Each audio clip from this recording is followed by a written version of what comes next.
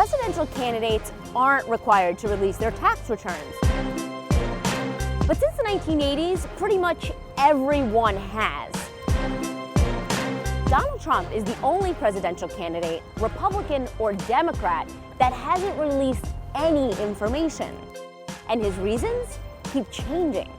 First, it was about Hillary Clinton's emails. Getting any closer to releasing your tax returns? Well, I'm thinking about it. I'm thinking about maybe when we find out the true story on Hillary's emails. You know, I've been saying that for a while. A few months later, it was about their sheer complexity.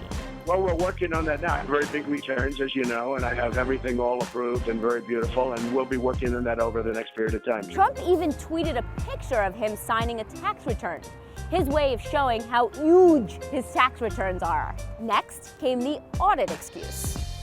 I will absolutely give my return, but I'm being audited now for 2 or 3 years. Until my audit is finished, very simple, you're not going to see anything. You never give a tax return when you're being audited.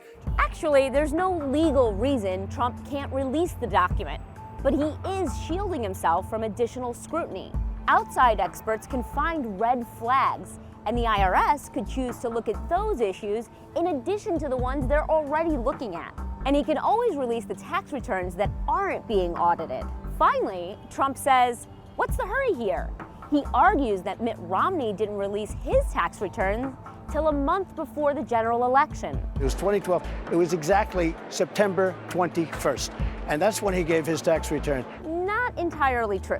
Romney released some information, including his 2010 tax returns in January of 2012. Then, under pressure from Democrats, he released his 2011 tax return in September. It was a complicated return, and voters found out that Romney only paid about 14% in taxes. He was labeled an elitist, and it helped sink his campaign.